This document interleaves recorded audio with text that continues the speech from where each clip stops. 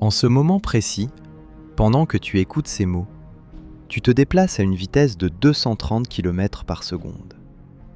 Pas à travers l'espace vide, non. Tu tournes, tu orbites. Comme un grain de poussière insignifiant pris dans un tourbillon invisible, tu es en train de faire le tour d'un monstre que tu ne peux ni voir, ni toucher, ni sentir. Un monstre qui pèse 4 millions de fois la masse de notre Soleil. Un objet si dense, si absolument compact, que même la lumière elle-même, cette chose qui voyage à 300 000 km par seconde, ne peut pas s'en échapper. Il est là, tapi au cœur de notre galaxie, à 26 000 années-lumière de ta position actuelle. Et il attend. Depuis des milliards d'années, il attend. Chaque étoile que tu vois dans le ciel nocturne, chaque planète, chaque astéroïde, chaque comète, chaque molécule de gaz interstellaire, tout ce qui existe dans notre Voie lactée tourne autour de lui, y compris toi, y compris la Terre, y compris le Soleil qui nous maintient en vie. Nous sommes tous ces prisonniers gravitationnels. Son nom est Sagittaire A étoile, et ce que tu crois savoir sur lui est probablement faux. Pendant les prochaines minutes, nous allons plonger ensemble dans l'un des plus grands mystères que l'humanité ait jamais contemplé. Nous allons explorer 3 énigmes qui hantent les astronomes depuis des décennies. Premièrement, comment un objet qui ne brille pas, qui n'émet aucune lumière visible, peut-il exercer un contrôle absolu sur des centaines de milliards d'étoiles ? Deuxièmement, pourquoi ce monstre cosmique, qui devrait logiquement dévorer tout ce qui l'entoure, semble-t-il dormir paisiblement depuis des millions d'années ? Et troisièmement, que se passerait-il pour nous, pour la Terre, pour toute trace de vie dans cette galaxie, s'il venait à se réveiller ? Ce que tu vas découvrir ce soir va probablement te faire voir le ciel d'une manière complètement différente. Tu ne pourras plus jamais lever les yeux vers les étoiles sans penser à ce géant invisible qui tire toutes les ficelles depuis le centre de notre existence galactique. Certaines vérités, une fois apprises, ne peuvent plus être oubliées. Celle-ci en fait partie. Prépare-toi à regarder la réalité en face, même si elle te semble terrifiante. Si tu es fasciné par les mystères du cosmos, si tu veux comprendre les forces qui gouvernent l'univers dans lequel nous vivons, alors abonne-toi à cette chaîne. Le voyage commence maintenant. Commençons par ce que la plupart des gens croient savoir sur le centre de notre galaxie. La version officielle, celle qu'on enseigne dans les écoles, celle qu'on trouve dans les livres de vulgarisation scientifique, te raconte une histoire relativement simple. Elle te dit que notre galaxie, la Voie lactée, est un immense disque spiral composé d'environ 200 milliards d'étoiles. Elle te dit que ces étoiles tournent tranquillement autour d'un centre commun, un peu comme les chevaux de bois sur un manège. Elle te dit que ce centre contient un trou noir supermassif, un objet dense mais finalement assez passif, qui joue le rôle de pivot central pour toute cette rotation galactique. Une mécanique céleste bien huilée, prévisible, rassurante. Cette histoire officielle te présente Sagittaire A étoile comme une sorte de gardien bienveillant. Un objet certes impressionnant par sa masse, mais finalement inoffensif pour nous à cause de la distance colossale qui nous sépare de lui. 26 000 années-lumière. C'est tellement loin que cela dépasse l'entendement humain. La lumière elle-même, qui parcourt presque 10 000 milliards de kilomètres en une seule année, met 26 000 ans pour faire le trajet entre ce monstre et nos yeux. Autrement dit, si Sagittaire A étoile venait à exploser en ce moment même, l'humanité ne le saurait pas avant 260 siècles. D'ici là, nos arrière-petits-enfants, sur des milliers de générations, auraient vécu et seraient morts sans jamais le savoir. La version officielle te rassure aussi sur un autre point. Elle te dit que les trous noirs ne sont pas des aspirateurs cosmiques. Contrairement à ce que la culture populaire pourrait te faire croire, un trou noir n'aspire pas tout ce qui se trouve dans les environs. Il attire les objets par sa gravité, certes, mais pas plus qu'une étoile ordinaire de même masse ne le ferait. Si tu remplaçais notre Soleil par un trou noir de même masse, les planètes continueraient à orbiter exactement comme avant. Elles ne seraient pas aspirées. La Terre continuerait sa révolution annuelle sans être perturbée. La seule différence serait l'obscurité totale et le froid mortel qui s'ensuivrait. Cette version officielle semble cohérente. Elle semble logique. Elle semble rassurante. Mais elle est terriblement incomplète. La réalité est beaucoup plus étrange, beaucoup plus mystérieuse et à bien des égards, beaucoup plus inquiétante que cette image apaisante qu'on nous présente. Commençons par une première anomalie qui a obsédé les astronomes pendant des années. Si Sagittaire A étoile n'est qu'un pivot gravitationnel passif, comment expliquer les étoiles folles qui dansent autour de lui ? En 1992, des astronomes allemands ont commencé à observer une étoile particulière située très près du centre galactique. Ils l'ont baptisée S2.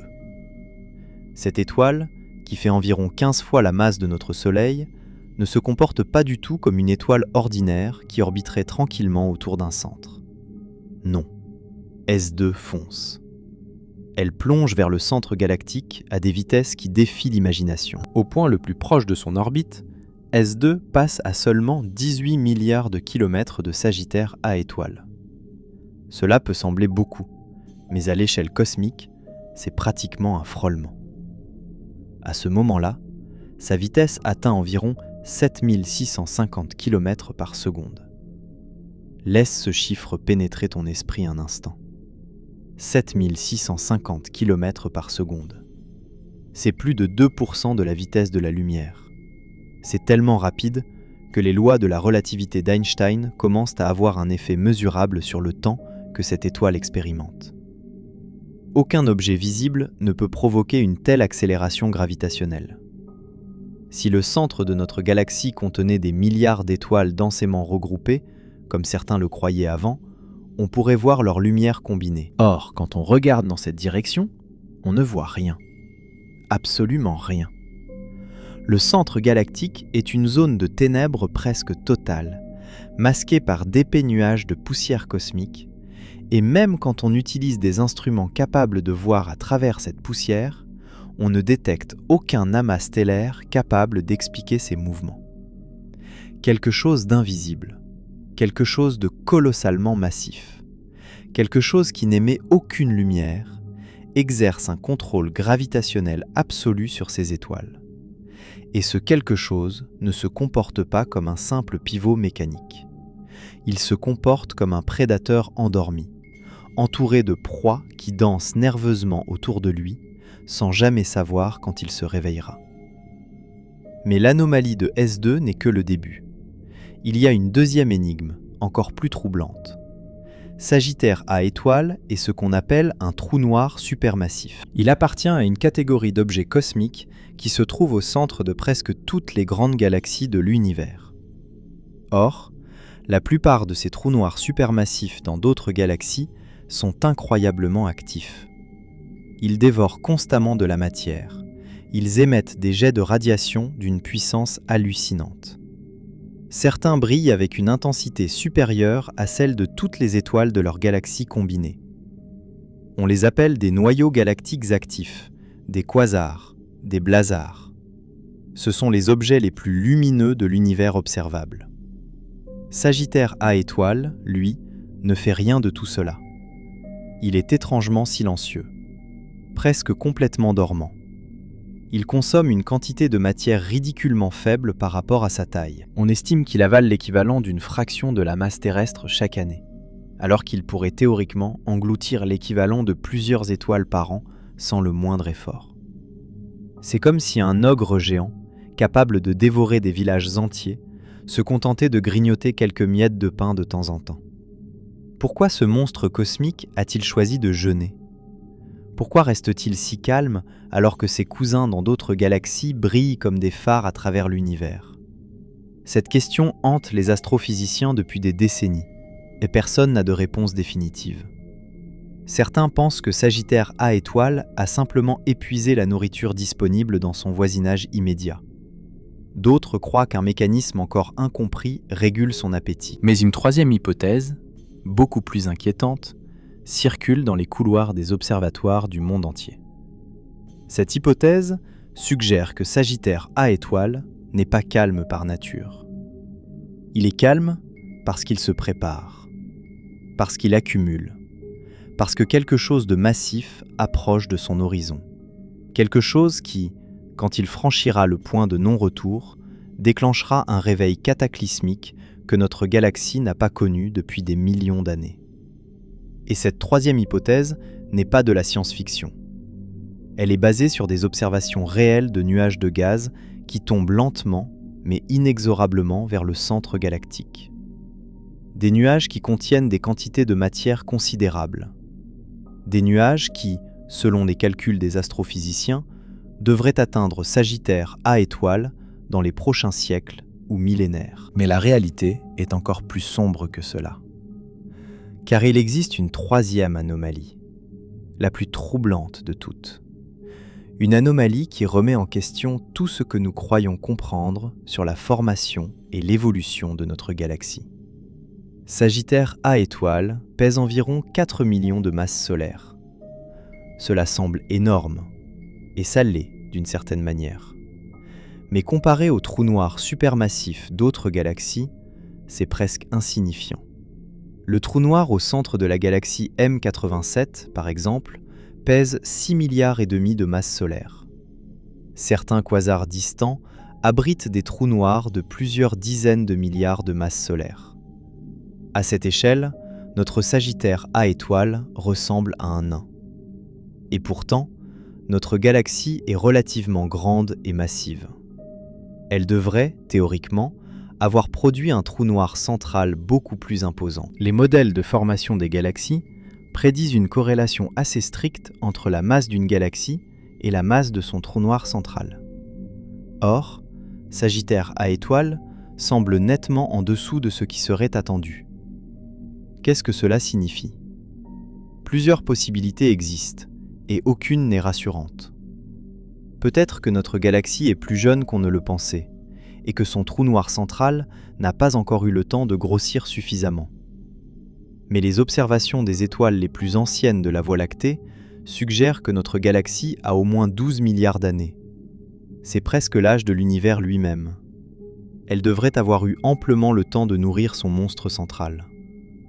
Peut-être que quelque chose d'inhabituel s'est produit dans l'histoire de notre galaxie, un événement qui aurait affamé Sagittaire A étoile ou même éjecté une partie de sa masse. Certains modèles suggèrent que notre galaxie a subi des fusions avec d'autres galaxies plus petites au cours de son histoire. Des événements qui auraient pu perturber l'alimentation normale du trou noir central. Mais ces mêmes fusions auraient aussi pu l'alimenter abondamment, rendant l'explication contradictoire. Et puis il y a une troisième possibilité, la plus vertigineuse de toutes. Peut-être que nos modèles de formation des galaxies sont fondamentalement incomplets. Peut-être que nous ne comprenons pas vraiment comment les trous noirs supermassifs grandissent. Peut-être que des processus physiques encore inconnus régulent leur croissance d'une manière que nous ne pouvons pas encore imaginer. Cette possibilité est à la fois excitante et effrayante. Excitante parce qu'elle suggère que de grandes découvertes restent à faire. Effrayante parce qu'elle signifie que nous naviguons dans un océan cosmique dont nous ne comprenons pas vraiment les courants. Et ce n'est pas tout. Car au-delà de ces trois anomalies principales, il existe des dizaines d'autres mystères liés à Sagittaire A étoile. Des mystères concernant les étoiles impossibles qui orbitent beaucoup trop près de lui pour avoir pu se former là où elles se trouvent. Des mystères concernant les bulles géantes de rayonnement gamma qui s'élèvent perpendiculairement au disque galactique, comme si quelque chose d'énorme avait explosé au centre il y a quelques millions d'années. Des mystères concernant le magnétisme intense qui règne dans cette région. Un magnétisme qui déforme l'espace-temps d'une manière que nous commençons à peine à mesurer.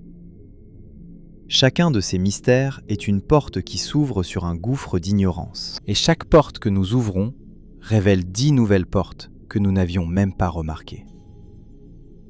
La version officielle te dit que Sagittaire à étoile est un objet bien compris, un phénomène naturel qui n'a rien de mystérieux une fois qu'on maîtrise les équations de la relativité générale d'Einstein. Cette version est un mensonge par omission. Car si nous connaissons les équations qui décrivent la courbure de l'espace-temps autour d'un trou noir, nous ne comprenons toujours pas ce qui se passe vraiment à l'intérieur. Nous ne savons pas ce que devient l'information qui franchit l'horizon des événements. Nous ne savons pas si la singularité centrale existe vraiment sous la forme mathématique que nous imaginons. Nous ne savons même pas si nos équations restent valides dans ces conditions extrêmes. Sagittaire à étoile n'est pas un problème résolu. C'est un problème que nous avons à peine commencé à formuler correctement. Et pendant que nous débattons dans nos universités et nos observatoires, pendant que nous affinons nos modèles et calibrons nos instruments, ce monstre invisible continue de tourner au centre de notre galaxie. Il continue d'exercer son emprise gravitationnelle sur tout ce qui existe dans notre voisinage cosmique. Il continue de déformer l'espace et le temps autour de lui d'une manière que nos cerveaux de primates ont du mal à concevoir. Il était là bien avant que la Terre ne se forme. Il était là bien avant que le Soleil ne s'allume.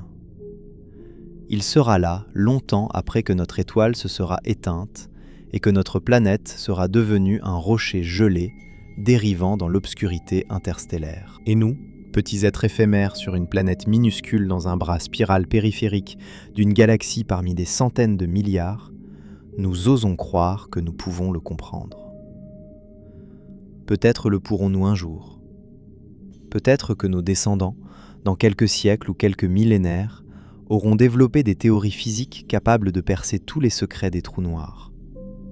Peut-être qu'ils riront de notre ignorance actuelle, comme nous rions des astronomes du Moyen-Âge, qui croyaient que les étoiles étaient des trous dans une sphère céleste solide.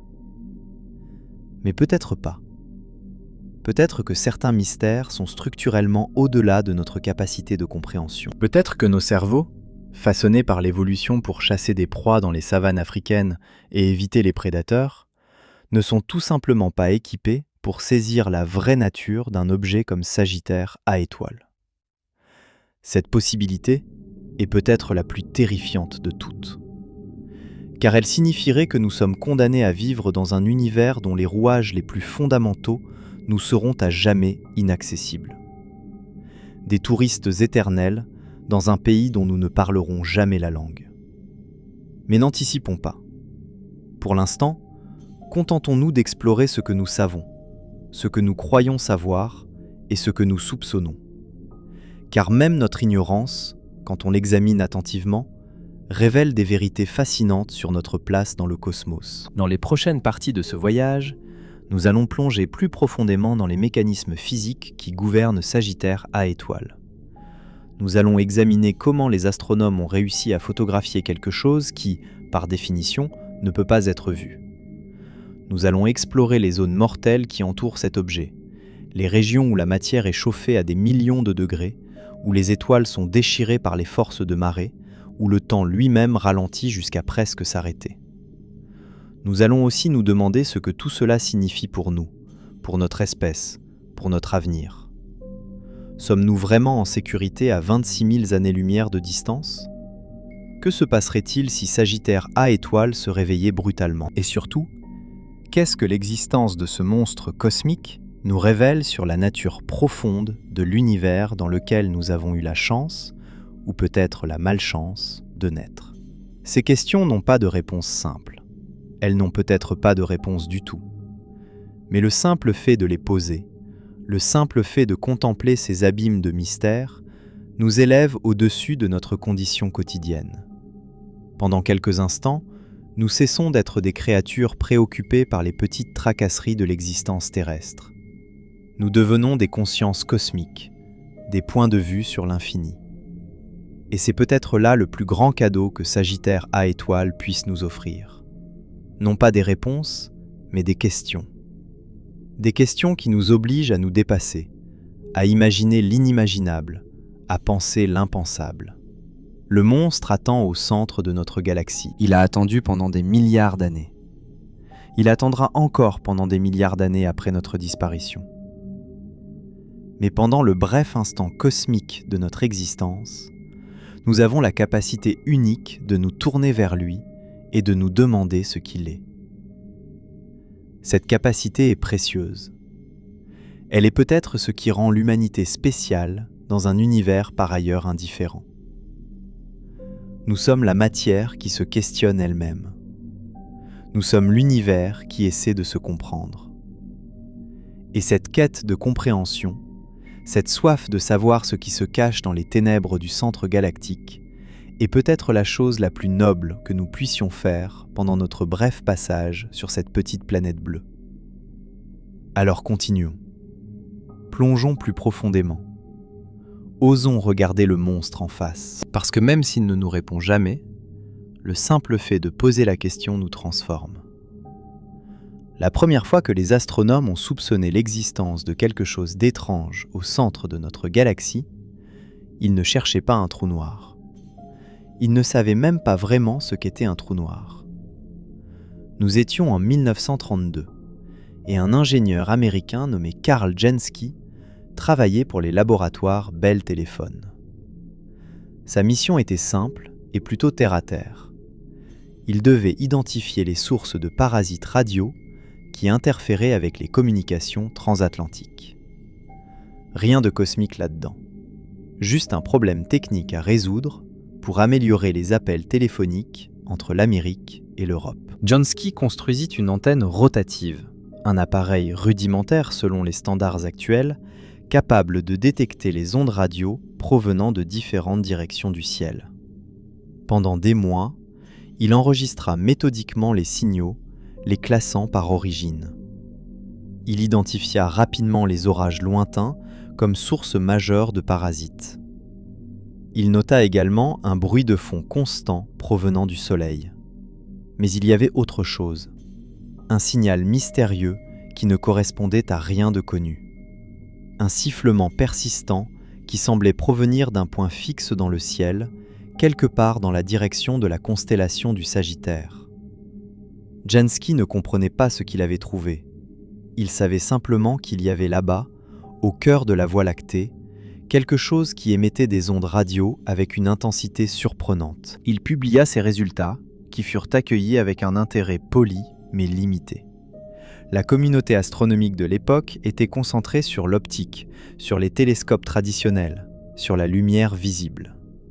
Ces histoires d'ondes radio semblaient appartenir davantage au domaine des ingénieurs qu'à celui des astronomes respectables. Jansky mourut en 1950, sans jamais savoir qu'il avait découvert les premières traces d'un monstre cosmique de 4 millions de masses solaires. Sans jamais imaginer que son petit signal parasite deviendrait l'un des objets les plus étudiés de l'astronomie moderne. Sans jamais comprendre qu'il avait pointé son antenne rudimentaire vers le cœur battant de notre galaxie. Il faudra attendre plusieurs décennies pour que la radioastronomie devienne une discipline à part entière. Il faudra attendre l'invention de détecteurs plus sensibles, d'antennes plus grandes, de techniques d'observation plus sophistiquées. Et petit à petit, au fil des années 50, 60 et 70, l'image du centre galactique commença à se préciser. En 1974, deux astronomes américains, Bruce Balick et Robert Brown, utilisèrent un réseau d'antennes radio appelé le Very Large Array pour observer le centre de la Voie lactée avec une résolution sans précédent. Ce qu'ils virent les stupéfia. Au milieu du chaos de sources radio qui peuplait cette région, il y avait un point compact, un point qui ne ressemblait à rien de ce qu'ils avaient observé ailleurs dans le ciel. Ils le baptisèrent Sagittaire A, du nom de la constellation vers laquelle il se trouvait. Le petit astérisque fut ajouté plus tard pour désigner spécifiquement la source compacte centrale, la distinguant du nuage de gaz plus diffus qui l'entourait. Sagittaire A étoile était né. Du moins dans nos catalogues astronomiques. Car l'objet lui-même, bien sûr, existait depuis des milliards d'années avant que des créatures bipèdes sur une planète lointaine ne décident de lui donner un nom. Mais que voyaient exactement ces astronomes ? pas l'objet lui-même certainement. Un trou noir, par définition, ne peut pas être vu directement. Il est noir. Il absorbe toute la lumière qui s'en approche trop près. Ce que les radiotélescopes détectaient, c'était l'environnement du trou noir. La matière chaude qui tourbillonne autour de lui. Les gaz ionisés qui, en tombant vers l'horizon des événements, s'échauffent à des températures extrêmes et émettent un rayonnement intense. L'ombre, en quelque sorte, plutôt que l'objet lui-même. Cette distinction est cruciale pour comprendre comment les astronomes étudient Sagittaire A étoile. Ils ne peuvent jamais le voir directement. Ils ne peuvent qu'observer ses effets sur son environnement. C'est un peu comme essayer de deviner la forme d'un objet invisible en regardant les remous qu'il crée quand on le plonge dans l'eau. On ne voit jamais l'objet lui-même, on voit seulement les perturbations qu'il cause. Et quelles perturbations extraordinaires Sagittaire A étoile cause-t-il dans son voisinage cosmique ? Commençons par la gravité. La gravité d'un trou noir n'est pas une force magique différente de celle qui te maintient au sol en ce moment. C'est exactement la même gravité, celle décrite par les équations d'Einstein, celle qui courbe l'espace-temps en fonction de la masse présente. Mais la différence avec un trou noir, c'est la concentration extrême de cette masse dans un volume ridiculement petit. Sagittaire A étoile contient 4 millions de fois la masse du Soleil. Notre Soleil, pour référence, est une sphère de gaz brûlant d'environ 1 400 000 km de diamètre. 4 millions de soleils, cela représente une quantité de matière absolument colossale. Or, toute cette masse est concentrée dans une région dont le diamètre est comparable à celui de l'orbite de Mercure autour du Soleil, environ 44 millions de kilomètres. Cela peut sembler grand à l'échelle humaine, mais à l'échelle cosmique, c'est minuscule. C'est comme comprimer toute la masse d'une ville entière dans l'espace d'un grain de sable. Cette concentration extrême de masse crée une courbure de l'espace-temps d'une intensité hallucinante. Plus tu t'approches de Sagittaire A étoile, plus l'espace lui-même se déforme autour de toi. Les lignes droites deviennent des courbes. Les distances se contractent et s'étirent.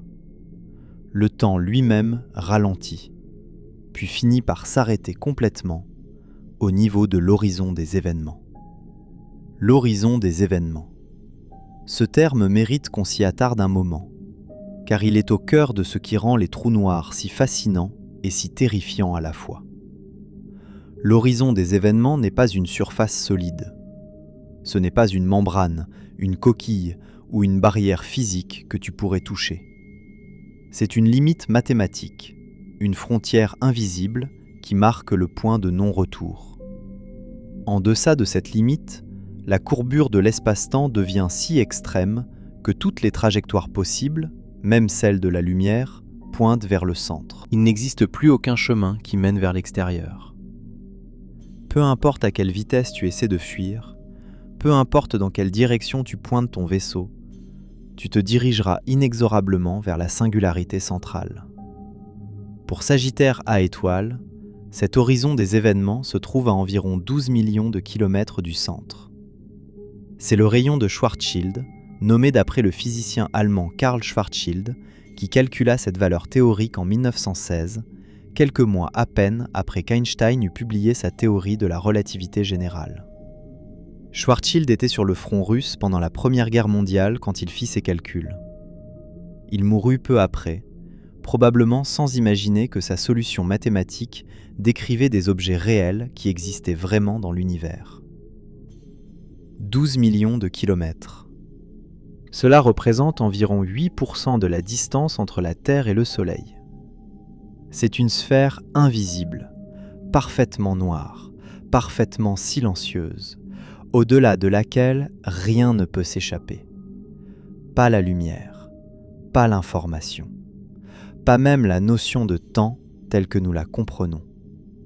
Mais l'horizon des événements n'est que le début de l'histoire. Car autour de cette sphère de ténèbres absolues, il existe des régions où la physique devient véritablement exotique. La première de ces régions est ce qu'on appelle la photosphère ou sphère de photons. C'est la zone où la gravité est si intense que la lumière elle-même peut être capturée sur des orbites circulaires autour du trou noir. Imagine un rayon de lumière qui passerait à la bonne distance du trou noir, ni trop près, ni trop loin. Ce rayon ne tomberait pas dans le trou noir. Il ne s'échapperait pas non plus vers l'infini. Il resterait piégé, tournant éternellement autour de l'objet, comme un satellite lumineux. Cette photosphère se trouve à environ 18 millions de kilomètres du centre de Sagittaire A étoile, soit 1,5 fois le rayon de l'horizon des événements. C'est une région d'instabilité extrême. Le moindre écart, la moindre perturbation, et les photons piégés sur ces orbites s'échapperaient ou tomberaient dans le trou noir. Aucune lumière ne peut y rester indéfiniment. Mais pendant un bref instant cosmique, elle y danse, suspendue entre la liberté et l'anéantissement. Au-delà de la photosphère, il existe une autre région remarquable. C'est ce qu'on appelle la dernière orbite stable, ou en termes techniques, l'ISCO, pour Innermost Stable Circular Orbit. C'est la dernière distance à laquelle un objet massif peut orbiter autour du trou noir sans tomber inexorablement vers lui. En dessous de cette limite, aucune orbite stable n'est possible. Tout objet qui s'y aventurerait commencerait une spirale mortelle vers l'horizon des événements. Pour Sagittaire A étoile, cette dernière orbite stable se trouve à environ 36 millions de kilomètres du centre, soit 3 fois le rayon de l'horizon. C'est ici que le disque d'accrétion, ce tourbillon de matière brûlante qui entoure le trou noir, atteint son bord intérieur. C'est ici que la matière fait ses derniers tours avant de plonger dans l'abîme. Et c'est précisément ce disque d'accrétion qui rend Sagittaire A étoile détectable depuis la Terre. Quand la matière tombe vers un trou noir, elle ne plonge généralement pas en ligne droite. Elle possède un moment angulaire, une rotation initiale qui la fait spiraler plutôt que chuter directement. Cette spirale crée une structure aplatie, un disque de gaz et de poussière qui tourne de plus en plus vite à mesure qu'il s'approche du centre. Les couches internes du disque tournent plus rapidement que les couches externes. Cette différence de vitesse crée des frictions intenses entre les couches adjacentes. Et ces frictions convertissent l'énergie de mouvement en chaleur. Le résultat est spectaculaire. Les régions internes du disque d'accrétion atteignent des températures de plusieurs millions de degrés. À de telles températures, la matière n'est plus un gaz ordinaire. Elle devient un plasma, un mélange d'électrons libres et de noyaux atomiques qui rayonnent intensément dans tout le spectre électromagnétique. Rayons X, ultraviolets, lumière visible, infrarouge, ondes radio. Tout le spectre est représenté, chaque longueur d'onde révélant une partie différente de la structure du disque. C'est ce rayonnement que les astronomes détectent depuis la Terre. Quand ils pointent leur télescope vers Sagittaire A étoile, ils voient le hurlement de la matière qui tombe vers sa destruction. Ils voient les derniers photons émis par les gaz avant qu'ils ne franchissent l'horizon des événements et disparaissent à jamais. Ils voient en quelque sorte les derniers mots des condamnés à mort cosmique. Mais ici, nous touchons à l'un des grands mystères de Sagittaire A étoile. Car ce rayonnement, aussi intense soit-il, est beaucoup plus faible que ce qu'on attendrait d'un trou noir de cette masse. Les astronomes ont développé des modèles théoriques qui prédisent quelle quantité de rayonnement un trou noir supermassif devrait émettre en fonction de la quantité de matière qui tombe vers lui. Ces modèles sont basés sur des décennies de recherche, sur des observations de dizaines d'autres trous noirs dans d'autres galaxies, sur une compréhension approfondie de la physique des disques d'accrétion. Et ces modèles prédisent que Sagittaire A étoile devrait briller beaucoup plus intensément qu'il ne le fait. Le taux d'accrétion observé, c'est-à-dire la quantité de matière qui tombe vers le trou noir chaque année, est ridiculement bas. On l'estime à environ 1/10 millième de la masse terrestre par an. C'est pratiquement rien à l'échelle cosmique.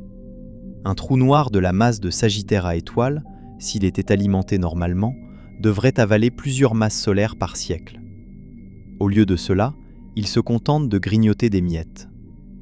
Plusieurs hypothèses ont été avancées pour expliquer cette anorexie cosmique. La première hypothèse est simplement qu'il n'y a pas assez de nourriture disponible dans le voisinage immédiat de Sagittaire A étoile.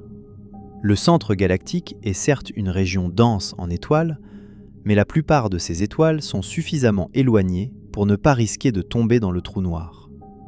Et les nuages de gaz interstellaires, qui pourraient potentiellement alimenter le monstre, ont été largement balayés par des explosions de supernovae passées et par le rayonnement des étoiles massives qui peuplent la région. Cette hypothèse est partiellement satisfaisante, mais elle ne résout pas tout le mystère. Car même avec le peu de matière disponible, Sagittaire A étoile devrait en accréter davantage qu'il ne le fait. Il devrait briller plus intensément. Quelque chose d'autre se passe. La deuxième hypothèse fait intervenir un phénomène appelé advection. Dans un disque d'accrétion normal, la chaleur générée par les frictions est rayonnée vers l'extérieur sous forme de lumière et d'autres rayonnements électromagnétiques. Mais si le taux d'accrétion est très faible, le disque devient ce qu'on appelle optiquement mince. Les photons produits s'échappent tellement facilement qu'ils n'ont pas le temps de thermaliser correctement. Une grande partie de l'énergie reste piégée dans le plasma lui-même et est emportée avec lui quand il franchit l'horizon des événements. En d'autres termes, Sagittaire A étoile avale une partie de sa propre chaleur au lieu de la rayonner.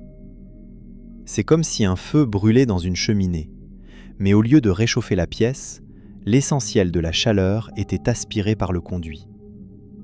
De l'extérieur, le feu semblerait beaucoup moins chaud qu'il ne l'est vraiment. Cette hypothèse est soutenue par des modèles mathématiques sophistiqués et par des simulations numériques de pointe. Elle explique en partie pourquoi Sagittaire A étoile semble si calme alors qu'il y a quand même de la matière qui tombe vers lui. Mais elle ne résout pas tout le mystère non plus. Car il reste une troisième possibilité, plus subtile et plus intrigante.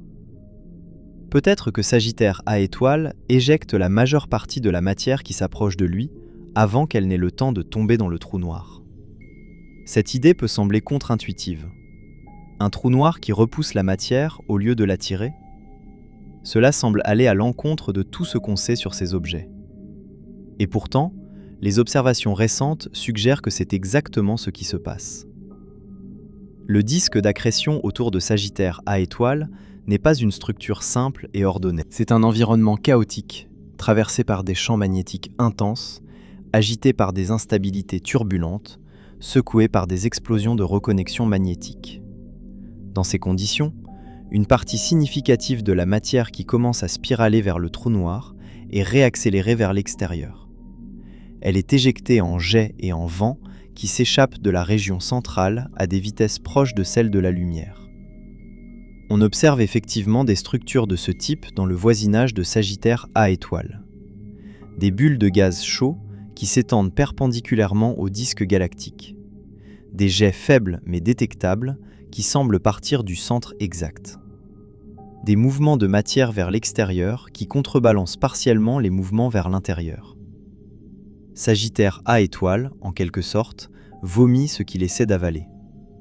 Il est incapable de garder sa nourriture. Et c'est peut-être pour cela qu'il reste si maigre, si discret, si étrangement silencieux dans un univers où ses congénères brillent comme des phares. Mais cette explication, aussi élégante soit-elle, soulève immédiatement une nouvelle question. Pourquoi Sagittaire A étoile éjecte-t-il autant de matière alors que d'autres trous noirs supermassifs, dans d'autres galaxies, semblent parfaitement capables de tout avaler? Qu'est-ce qui rend notre trou noir central différent des autres? Est-ce une question de masse, de spin, de configuration magnétique, ou y a-t-il un facteur que nous n'avons pas encore identifié? La réponse honnête est que nous ne savons pas.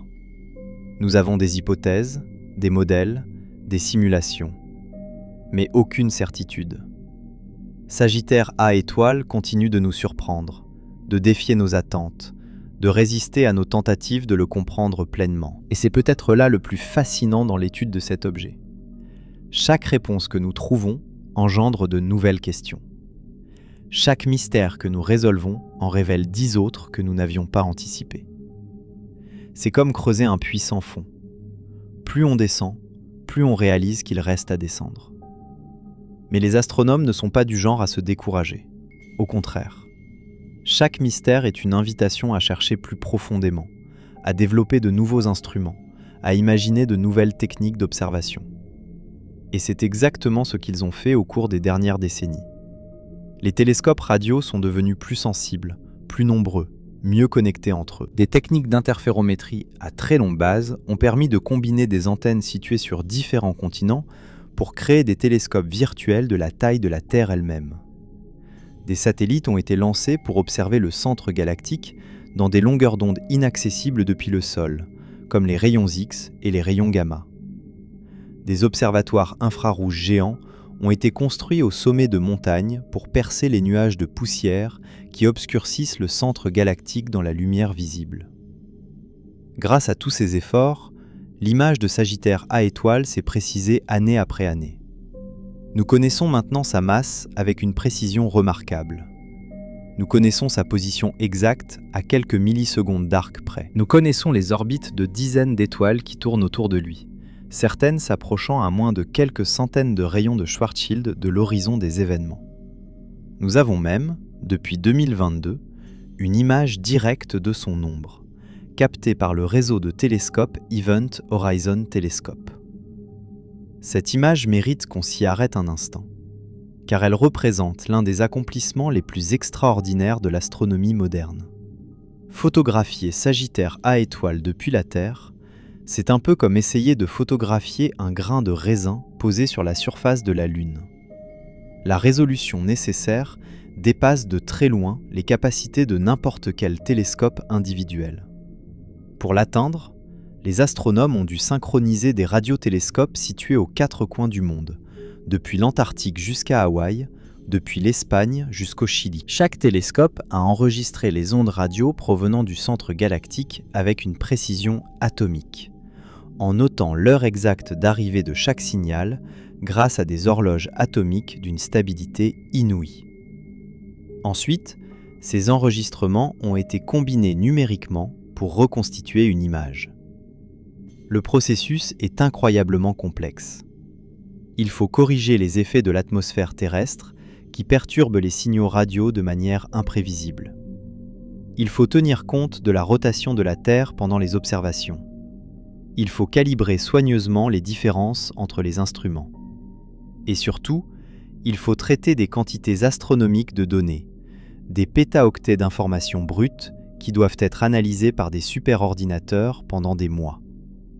Le résultat est une image floue, granuleuse, loin des photographies haute résolution que nous envoyons sur les réseaux sociaux. Mais cette image floue est un miracle de la science et de la technologie humaine. Elle montre un anneau de lumière brillante entourant une zone d'ombre.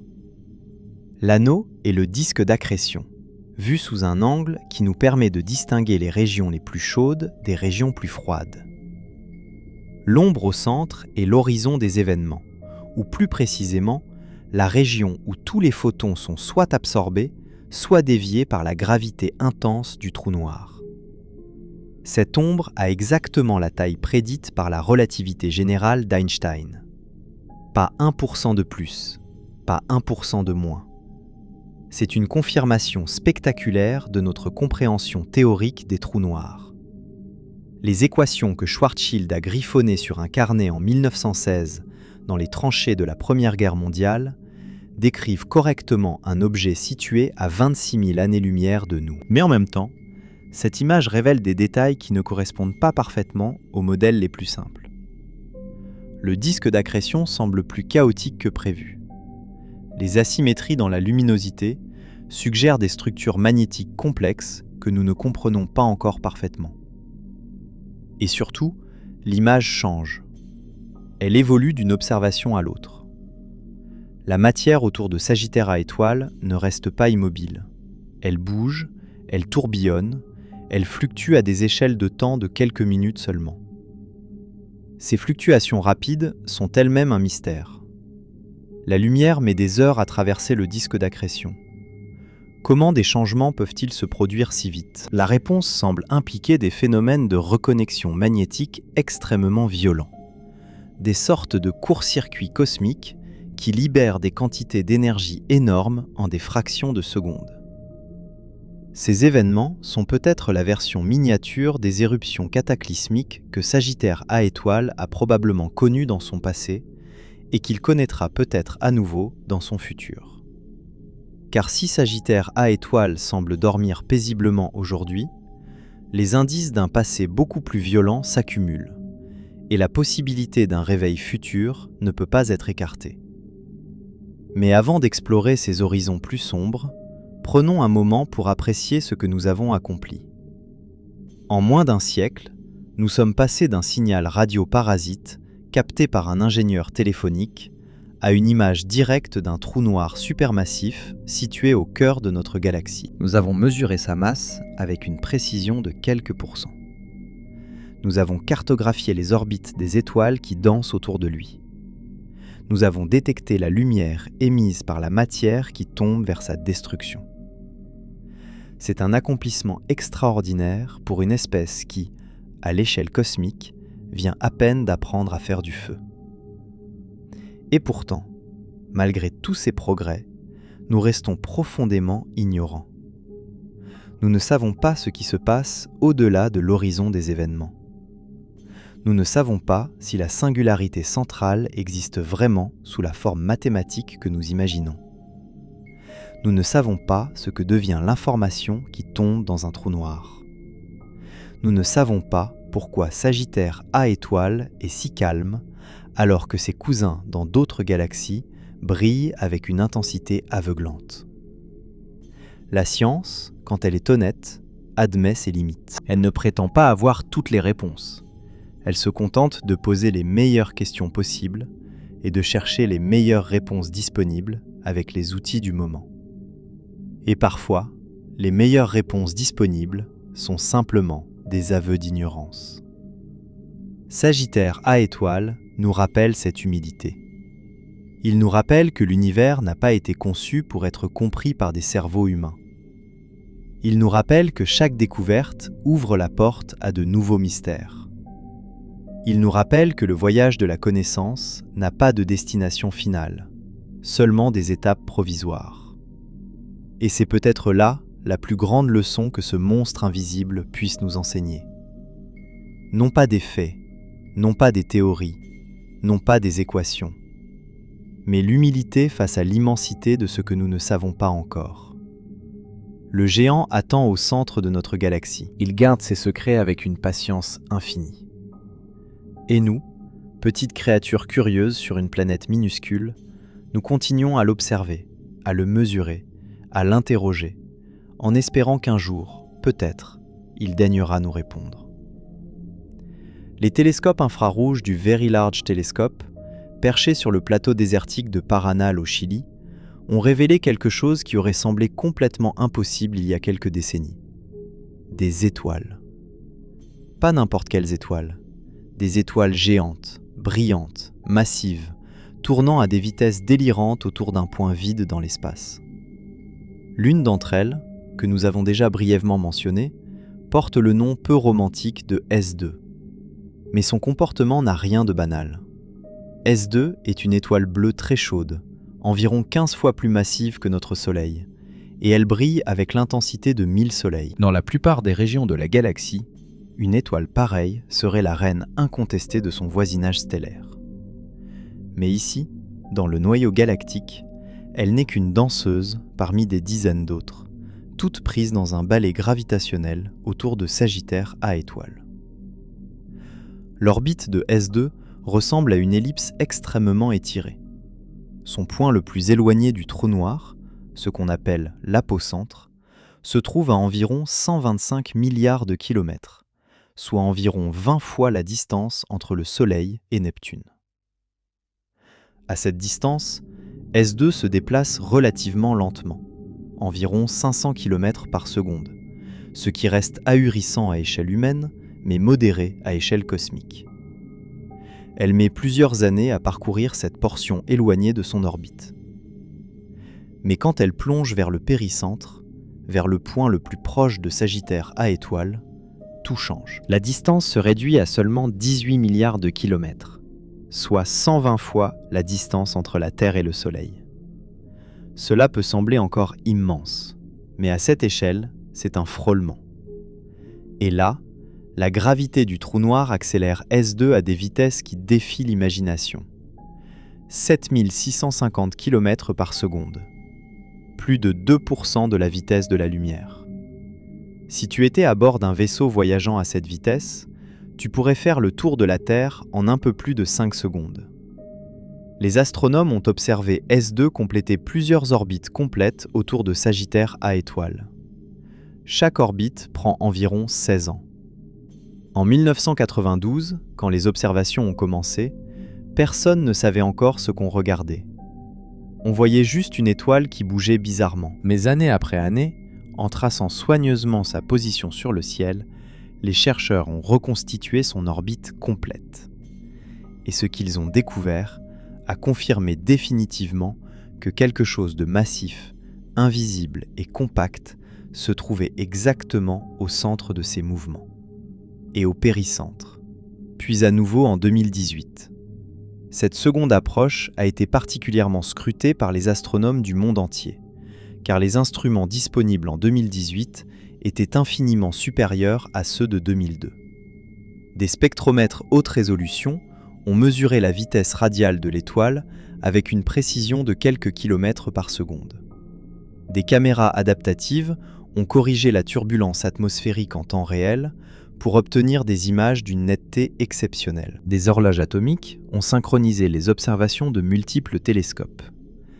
Et lors de ce passage rapproché de 2018, quelque chose d'extraordinaire s'est produit.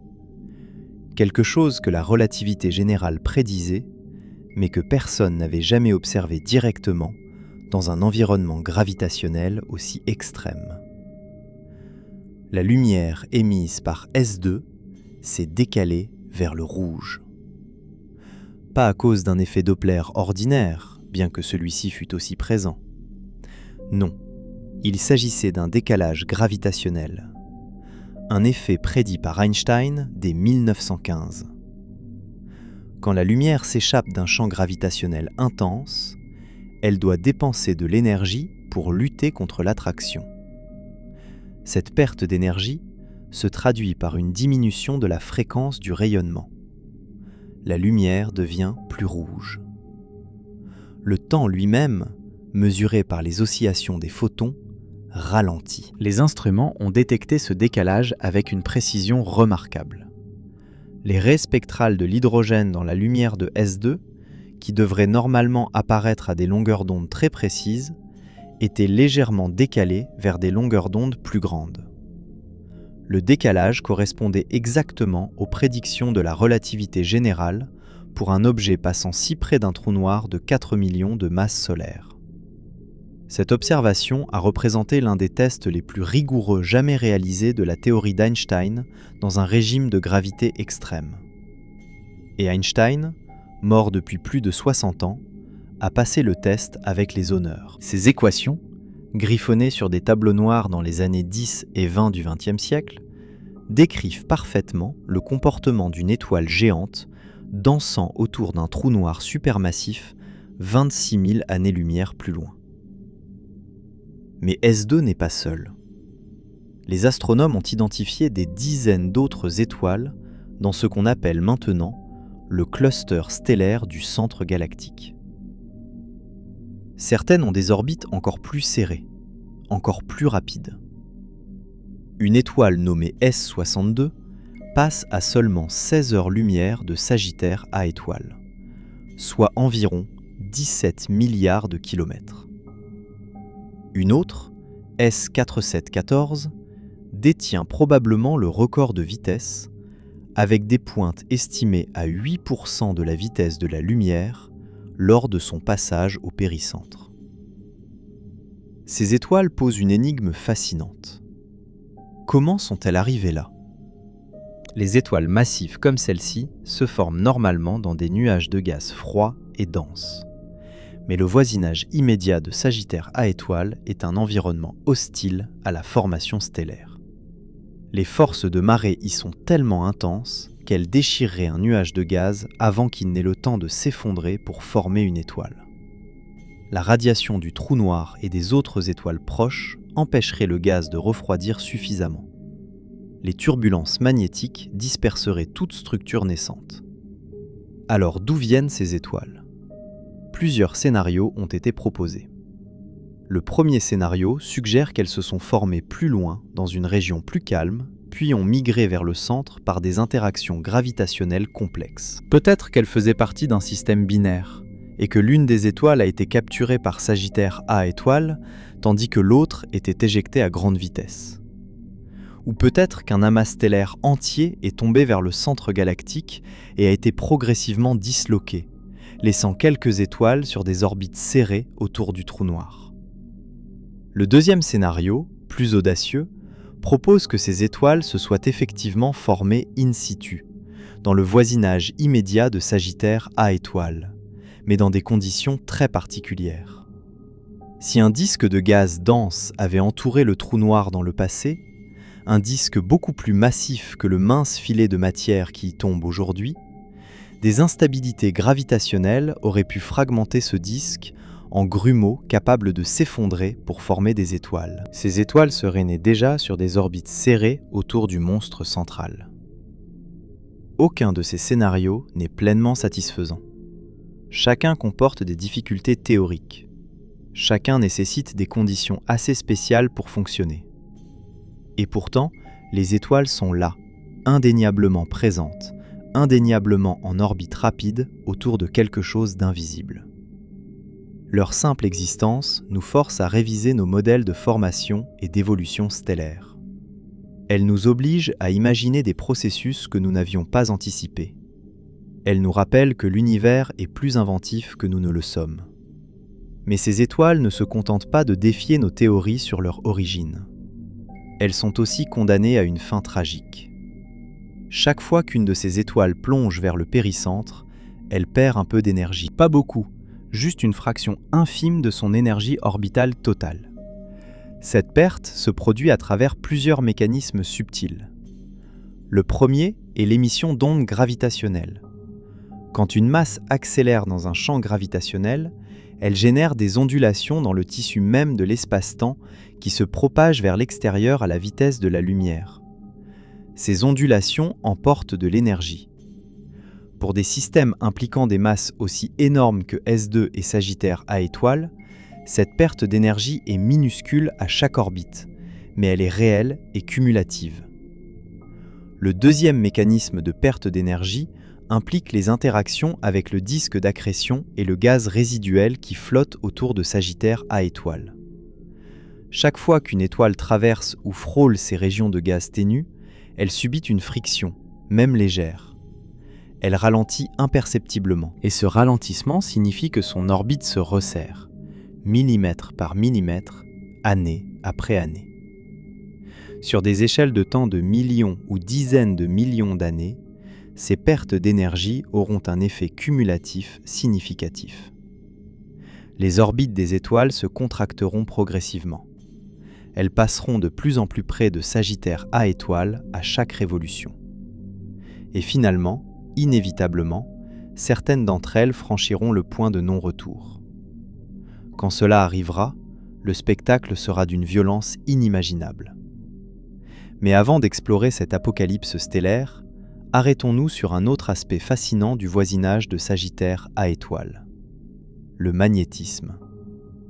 Les mesures récentes ont révélé que le centre galactique baigne dans un champ magnétique d'une intensité extraordinaire. Nous ne parlons pas ici des champs magnétiques faibles et diffus qui traversent l'espace interstellaire ordinaire. Nous parlons de champs magnétiques des millions de fois plus intenses que celui qui protège la Terre des vents solaires. Des champs capables de tordre et de déchirer la matière à l'échelle atomique. Ces champs ne sont pas uniformes. Ils forment des structures complexes, des lignes de force qui s'enroulent autour du trou noir comme les fils d'une toile d'araignée cosmique. Ces structures sont probablement générées par le mouvement du plasma dans le disque d'accrétion. Le plasma, ce mélange ionisé d'électrons et de noyaux atomiques, est un excellent conducteur électrique. Quand il tourne autour du trou noir, il entraîne avec lui les lignes de champ magnétique, les tordant en spirale de plus en plus serrées. Ce processus, appelé effet dynamo, est le même qui génère le champ magnétique terrestre ou solaire, mais amplifié à une échelle colossale. Et quand ces lignes magnétiques deviennent trop tordues, trop étirées, elles peuvent subitement se reconnecter. La reconnexion magnétique libère toute l'énergie stockée dans le champ de manière explosive, comme un élastique qu'on aurait étiré jusqu'à la rupture et qui claque soudainement. Ces explosions de reconnexion magnétique sont probablement responsables des sursauts sporadiques de rayonnement que l'on détecte venant de Sagittaire à étoile. De temps en temps, sans avertissement, la luminosité du centre galactique augmente brusquement pendant quelques heures, puis retombe à son niveau habituel. Ces sursauts, qu'on appelle flares en anglais, peuvent augmenter la luminosité de Sagittaire à étoile d'un facteur 100 ou même 1000 pendant leur durée. Puis tout redevient calme, comme si rien ne s'était passé. Les astronomes ont observé des dizaines de ces flares au fil des années. Certains durent quelques minutes seulement, d'autres persistent pendant plusieurs heures. Leur fréquence est irrégulière. Parfois, plusieurs flares se produisent en l'espace d'une semaine. Parfois, des mois s'écoulent sans aucune activité détectable. Que se passe-t-il exactement lors de ces événements ?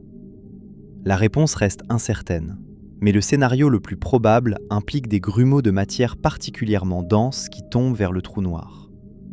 Quand un de ces grumeaux traverse les régions internes du disque d'accrétion, il perturbe la structure magnétique. Les champs s'en mêlent, se tordent, puis se reconnectent violemment.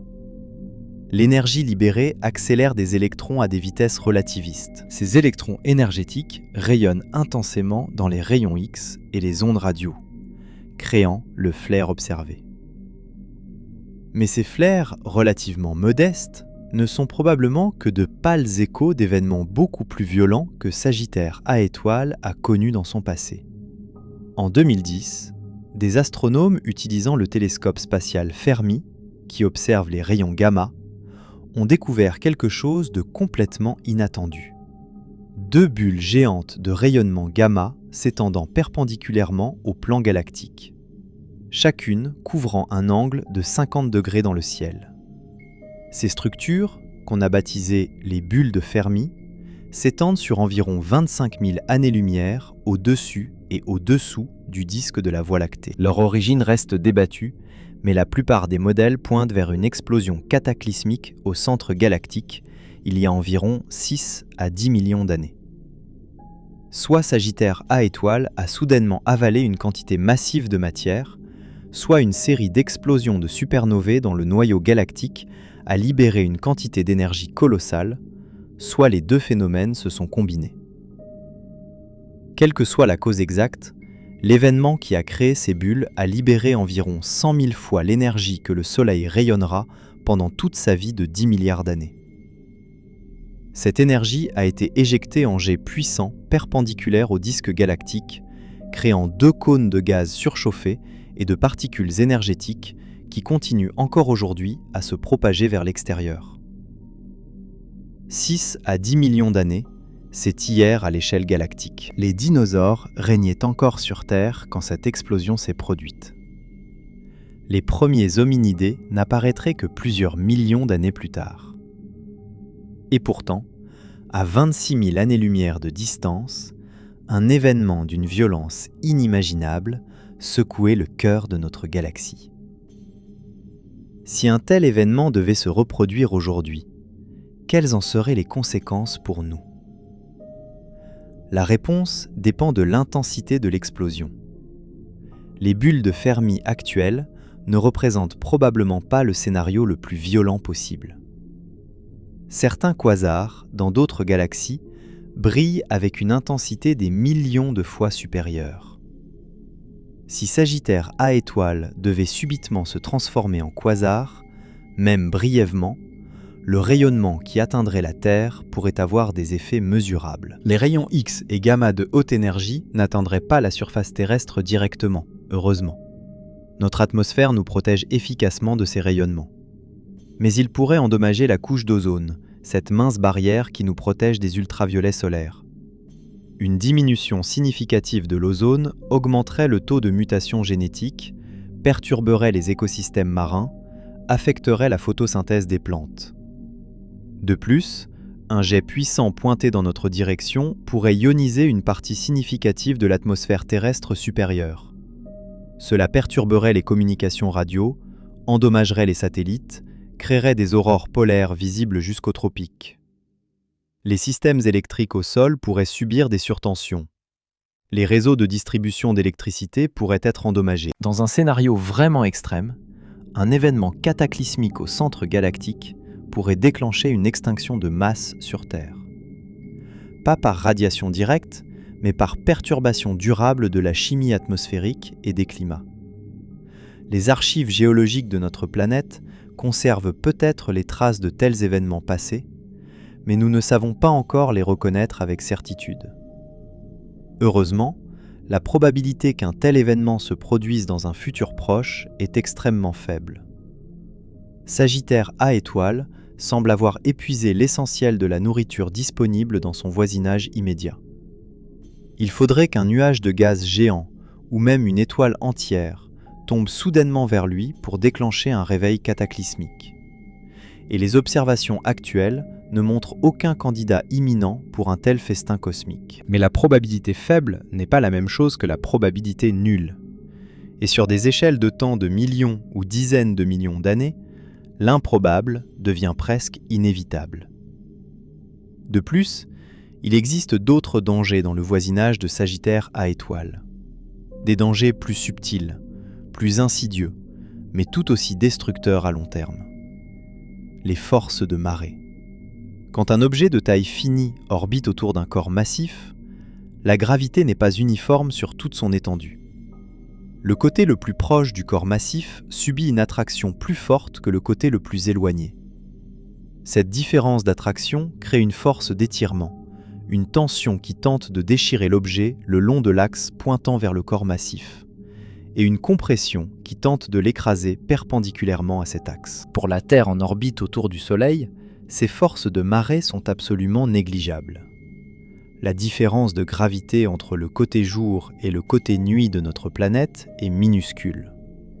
Elle crée les marées océaniques, certes, mais ne menace nullement l'intégrité structurelle de la planète. Mais près de Sagittaire A étoile, les forces de marée atteignent des valeurs hallucinantes.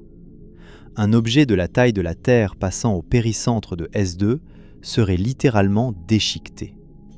La différence de gravité entre son côté proche et son côté éloigné du trou noir serait si grande que les liaisons atomiques elles-mêmes ne pourraient pas résister. La planète serait transformée en un nuage de gaz chaud et de plasma.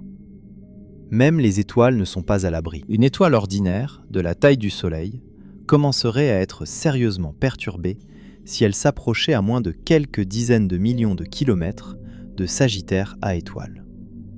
Ses couches externes seraient arrachées, sa forme sphérique serait déformée en un ellipsoïde allongé. Et si elle s'approchait encore plus, elle franchirait ce qu'on appelle la limite de Roche, le point au-delà duquel les forces de marée deviennent plus fortes que la gravité propre de l'étoile. Au-delà de cette limite, l'étoile se désintègre. Ses atomes sont dispersés le long de son orbite, formant un arc de matière brûlante qui s'étire sur des millions de kilomètres. Une partie de cette matière tombe vers le trou noir, alimentant temporairement le disque d'accrétion. Le reste est éjecté vers l'extérieur à grande vitesse. Ce processus terrifiant porte le nom d'événement de disruption stellaire par force de marée, ou TDE en anglais, pour Tidal Disruption Event. Les astronomes en ont observé plusieurs dans d'autres galaxies, quand des étoiles malchanceuses se sont aventurées trop près du trou noir supermassif central. Ces événements créent des flambées de lumière spectaculaires qui peuvent briller avec l'intensité de milliards de soleils pendant quelques semaines ou quelques mois, puis s'éteignent progressivement à mesure que les débris de l'étoile détruite retombent dans le trou noir ou s'échappent vers l'espace intergalactique. Sagittaire A étoile a-t-il déjà déchiré des étoiles de cette manière ? Probablement. Les calculs statistiques suggèrent qu'un événement de ce type devrait se produire au centre de notre galaxie environ une fois tous les 10 000 à 100 000 ans. Nous n'en avons jamais observé directement, simplement parce que l'humanité ne fait de l'astronomie systématique que depuis quelques siècles. Nous avons manqué des millions d'années de spectacles cosmiques. Mais peut-être que nous en verrons un dans le futur. Peut-être que dans un siècle, ou 1000 ans, ou 10 000 ans, une étoile mourante s'égarera trop près de Sagittaire A étoile. Peut-être que nos descendants, équipés de télescopes infiniment plus puissants que les nôtres, observeront en temps réel la désintégration d'un soleil par les forces de marée d'un trou noir. Ce sera un spectacle à la fois magnifique et terrifiant. Magnifique parce qu'il révélera la physique extrême à l'œuvre dans ces environnements. Terrifiant parce qu'il nous rappellera la fragilité de toute structure matérielle face aux forces fondamentales de l'univers. Rien n'est éternel. Pas les planètes, pas les étoiles. Certainement pas les créatures éphémères qui rampent à la surface des planètes et qui regardent le ciel en se posant des questions. Sagittaire A étoile, lui, continuera. Longtemps après que toutes les étoiles actuelles se seront éteintes. Longtemps après que notre Soleil sera devenu une naine blanche froide. Longtemps après que la Terre sera un souvenir oublié dans les archives cosmiques. Le trou noir restera, patient, immuable, attendant la prochaine bouchée de matière qui osera s'approcher trop près. C'est peut-être cela, finalement, la vraie nature de Sagittaire A étoile. Pas un monstre actif qui dévore tout sur son passage, mais un piège patient. Un puits gravitationnel qui attend simplement que l'univers lui apporte sa nourriture. Un prédateur qui n'a pas besoin de chasser, parce que tôt ou tard, les proies viennent à lui. Et nous, observateurs lointains sur une planète insignifiante, nous avons le privilège étrange de contempler ce piège depuis une distance sécuritaire. Nous sommes les spectateurs d'une tragédie cosmique qui se déroule au ralenti sur des échelles de temps qui dépassent notre compréhension. En 2013, les astronomes du monde entier ont pointé leurs télescopes vers le centre galactique avec une anticipation inhabituelle. Quelque chose d'extraordinaire était sur le point de se produire. Un nuage de gaz, baptisé G2, fonçait droit vers Sagittaire A étoile. Les prédictions étaient claires. Ce nuage, contenant environ 3 fois la masse de la Terre en gaz et poussière, allait passer à seulement 3000 unités astronomiques de l'horizon des événements. À l'échelle cosmique, c'était un frôlement. Les modèles informatiques prédisaient que les forces de marée allaient déchirer ce nuage, disperser son contenu et qu'une partie significative de cette matière tomberait dans le trou noir. Si les prédictions étaient correctes, Sagittaire A étoile allait se nourrir pour la première fois depuis des décennies, peut-être des siècles. Le disque d'accrétion allait s'illuminer, des flares intenses allaient jaillir. Peut-être même que des jets de matière allaient être éjectés perpendiculairement au disque galactique. C'était l'opportunité d'observer en temps réel comment un trou noir supermassif avale de la matière. L'excitation dans la communauté astronomique était palpable. Des demandes d'observation affluaient de partout. Le télescope spatial Chandra, spécialisé dans les rayons X. Le Very Large Telescope au Chili. Le télescope Keck à Hawaï. Des radiotélescopes sur plusieurs continents. Tous voulaient leur part du spectacle. Et puis le nuage G2 est arrivé au péricentre. Il a frôlé Sagittaire A étoile à la distance prédite. Les télescopes ont enregistré chaque photon disponible. Et il ne s'est pratiquement rien passé. Le nuage s'est déformé, certes. Il s'est étiré sous l'effet des forces de marée, formant une longue traînée de gaz le long de son orbite. Mais il n'a pas été complètement déchiqueté comme les modèles le prédisaient. Sagittaire A étoile n'a pas connu de sursaut d'activité notable. Quelques flares modestes ont été détectés, pas plus intenses que ceux qu'on observe régulièrement de toute façon. Le festin cosmique attendu ne s'est pas matérialisé. Les astronomes ont été déçus, bien sûr. Mais cette déception a rapidement cédé la place à la perplexité. Pourquoi G2 avait-il survécu à cette rencontre alors qu'il aurait dû être détruit ? Plusieurs hypothèses ont émergé. La plus plausible suggère que G2 n'était pas simplement un nuage de gaz diffus. Il y avait probablement une étoile cachée au cœur de ce nuage, une étoile dont la gravité maintenait le gaz lié malgré les forces de marée du trou noir. Cette étoile invisible aurait agi comme une colonne vertébrale, empêchant le nuage de se disperser complètement. Les observations ultérieures ont en effet révélé que le nuage semblait avoir un noyau compact, compatible avec la présence d'une étoile. Mais même si cette explication est correcte, elle soulève immédiatement de nouvelles questions.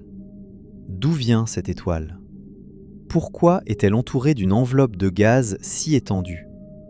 Comment a-t-elle fini sur cette orbite particulière autour de Sagittaire A étoile ?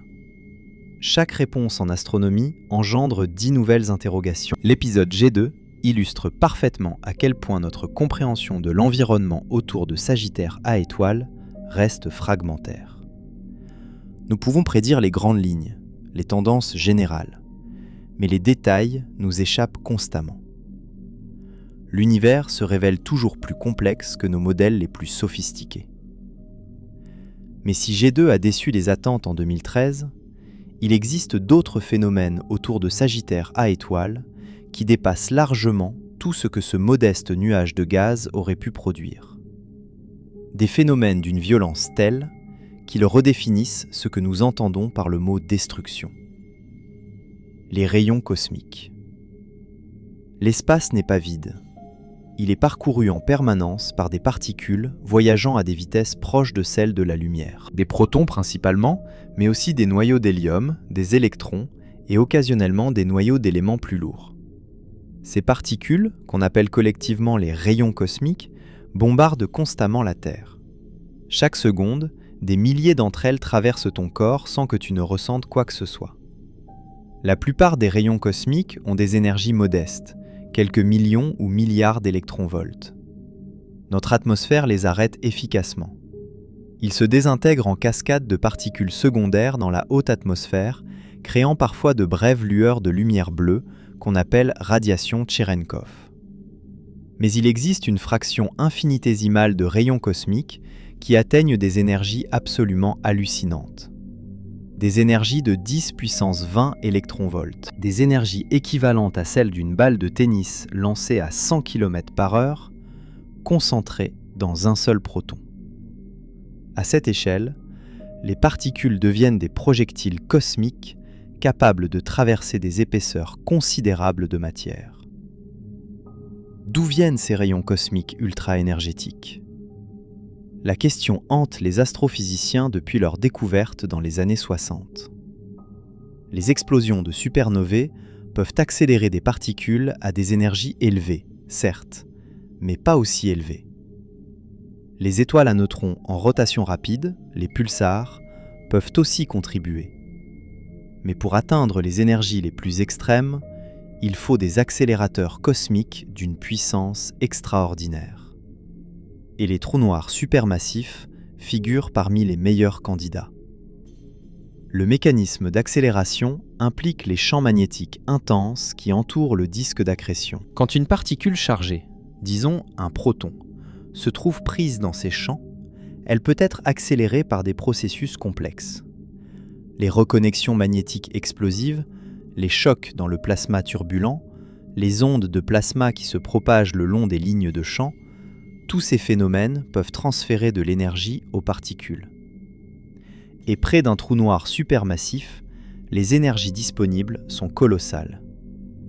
La matière qui tombe vers Sagittaire A étoile convertit une fraction de sa masse en énergie par le simple fait de tomber dans le puits gravitationnel. Cette énergie peut atteindre jusqu'à 40% de la masse au repos de la matière qui tombe, selon l'efficacité des processus d'accrétion. C'est beaucoup plus que les quelques dixièmes de pourcent convertis par la fusion nucléaire dans les étoiles ordinaires. Une infime fraction de cette énergie suffit pour accélérer des protons à des vitesses terrifiantes. Et ces protons, une fois accélérés, s'échappent du voisinage du trou noir et voyagent à travers la galaxie pendant des millions d'années, traversant des milliers d'années-lumière avant de finalement percuter quelque chose. Certains de ces protons atteignent la Terre. En ce moment même, pendant que tu écoutes ces mots, il est possible qu'un proton accéléré il y a des millions d'années dans le voisinage de Sagittaire A étoile traverse l'atmosphère terrestre au-dessus de ta tête.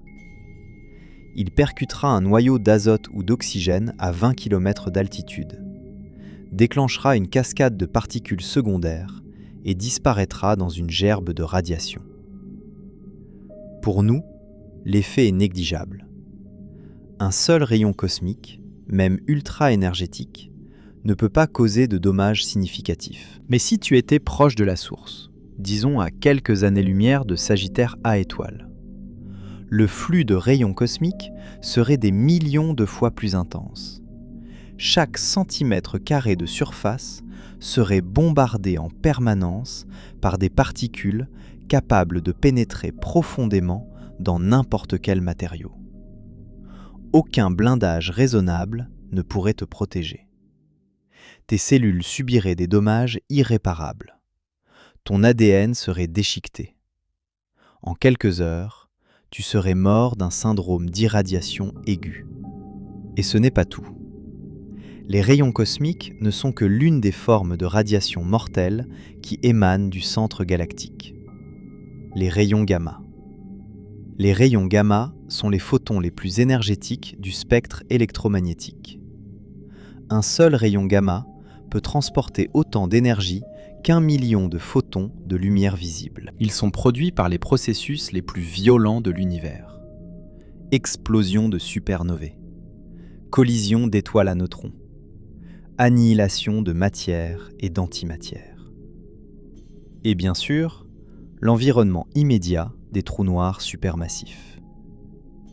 Quand les électrons ultra-énergétiques accélérés dans le disque d'accrétion interagissent avec les photons du rayonnement ambiant, ils peuvent transférer une partie de leur énergie à ces photons par un processus appelé diffusion Compton inverse. Un photon de faible énergie, disons un photon infrarouge, percute un électron voyageant à 99,9% de la vitesse de la lumière. Le photon rebondit, mais dans le processus, il gagne une énorme quantité d'énergie. Il se transforme en rayon gamma. Sagittaire A étoile émet des rayons gamma en permanence. Pas en quantité énorme, mais suffisamment pour être détecté par les satellites comme Fermi ou Intégral. Et occasionnellement, lors des flares, l'émission gamma augmente brusquement pendant quelques heures. Ces rayons gamma sont mortels. Un seul peut traverser ton corps et causer des dommages cellulaires importants. Un flux intense de rayons gamma peut tuer en quelques secondes.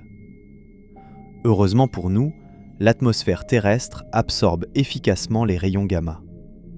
Ils ne peuvent pas atteindre la surface.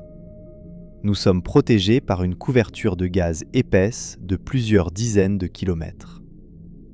Mais dans l'espace, il n'y a pas de protection. Un vaisseau spatial s'aventurant dans le voisinage de Sagittaire A étoile devrait être blindé avec des mètres de plomb ou de tungstène pour avoir une chance de protéger son équipage. Et même cela pourrait ne pas suffire lors d'un flare intense. L'environnement autour de Sagittaire A étoile n'est pas seulement hostile à la vie. Il est hostile à toute structure complexe. Les molécules organiques seraient déchirées par la radiation. Les cristaux métalliques seraient fragmentés par les impacts de particules énergétiques. Même les atomes eux-mêmes seraient ionisés, arrachés de leurs électrons par les photons ultra-énergétiques. C'est un environnement qui ramène la matière à ses composants les plus basiques. Des noyaux nus, des électrons libres, des photons. Le plasma primordial qui existait dans l'univers primitif quelques instants après le Big Bang. Et pourtant, même dans cet enfer de radiation et de particules énergétiques, la matière continue de tomber vers le trou noir. Inexorablement, inévitablement, attirée par une gravité contre laquelle rien ne peut lutter. Mais que se passe-t-il vraiment quand la matière franchit l'horizon des événements? Que devient-elle une fois qu'elle a franchi le point de non-retour? C'est ici que nous atteignons les limites de notre connaissance. Les équations de la relativité générale prédisent que toute la matière qui tombe dans un trou noir converge vers un point de densité infinie au centre, ce qu'on appelle la singularité. À ce point, la courbure de l'espace-temps devient infinie. Les équations elles-mêmes cessent d'avoir un sens. Elles produisent des infinis, des divisions par zéro, des indéterminations mathématiques. Les physiciens détestent les infinis. Quand une théorie produit des infinis, c'est généralement le signe qu'elle a atteint ses limites d'applicabilité. Qu'il faut une théorie plus profonde, plus complète, pour décrire ce qui se passe vraiment. La relativité générale fonctionne merveilleusement bien pour décrire la gravité à grandes échelles. Elle prédit avec précision les orbites des planètes, la courbure de la lumière autour des étoiles massives, l'existence des ondes gravitationnelles. Mais quand on l'applique à des échelles infiniment petites, à la singularité au cœur d'un trou noir, elle s'effondre. Elle donne des résultats physiquement insensés. La mécanique quantique, la théorie qui décrit le comportement de la matière à l'échelle atomique et subatomique, devrait normalement intervenir à ces petites échelles. Mais la mécanique quantique et la relativité générale sont notoirement incompatibles. Elles utilisent des langages mathématiques différents. Elles font des prédictions contradictoires quand on les applique simultanément au même problème. Depuis des décennies, les physiciens théoriciens cherchent une théorie unifiée qui intégrerait à la fois la gravité et la mécanique quantique. Une théorie de la gravitation quantique. Des candidats existent. La théorie des cordes, la gravitation quantique à boucle, la théorie des triangulations dynamiques causales, mais aucune n'a encore été confirmée expérimentalement. Aucune n'a fait de prédiction testable que nous puissions vérifier avec les instruments actuels. Et donc, la question de ce qui se passe vraiment au cœur de Sagittaire A étoile reste sans réponse définitive. Nous savons qu'il y a quelque chose là-bas. Nous savons que ce quelque chose est incroyablement massif et compact. Mais nous ne savons pas quelle est sa vraie nature ultime. Peut-être qu'il y a effectivement une singularité, un point de densité infinie où toutes les lois de la physique s'effondrent. Peut-être que la matière qui y tombe cesse littéralement d'exister en tant qu'entité physique distincte et fusionne en quelque chose d'entièrement différent. Ou peut-être que la physique quantique empêche la formation d'une vraie singularité. Peut-être qu'au cœur du trou noir se trouve un objet quantique exotique, une sorte de condensat de matière ultra dense régi par des lois que nous ne comprenons pas encore. Certains théoriciens parlent de Planck-stars, d'objets compacts mais non singuliers soutenus par la pression quantique. Ou peut-être que les trous noirs sont des portails vers d'autres régions de l'espace-temps. Des ponts Einstein-Rosen, des trous de verre qui connecteraient notre univers à d'autres univers ou à d'autres régions de notre propre univers. La matière qui tombe dans Sagittaire A étoile ne serait pas détruite, mais transportée ailleurs. Ces spéculations peuvent sembler relever de la science-fiction. Et dans un sens, elles le sont. Nous n'avons aucune preuve directe pour ou contre ces idées. Elles restent du domaine de la mathématique théorique et de la philosophie de la physique. Mais ce qui est fascinant, c'est que ces questions ne sont pas simplement académiques. Elles touchent au fondement même de la réalité. Qu'est-ce que l'espace? Qu'est-ce que le temps? Qu'est-ce que la matière? Ces concepts qui nous semblent si évidents, si familiers dans notre vie quotidienne, deviennent étrangement flous et ambigus quand on les examine dans les conditions extrêmes qui règnent au cœur d'un trou noir.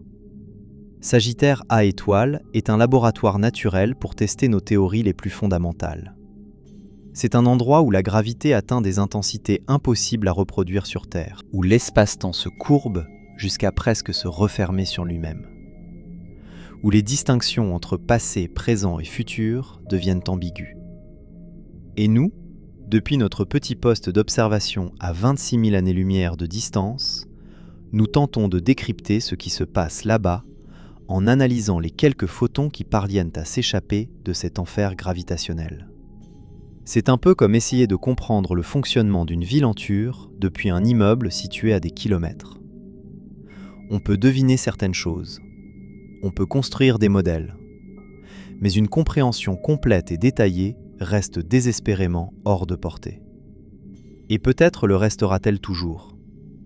Peut-être que certaines questions sur la nature des trous noirs sont fondamentalement impossibles à résoudre par l'observation à distance. Peut-être que pour vraiment comprendre ce qui se passe à l'intérieur, il faudrait y aller.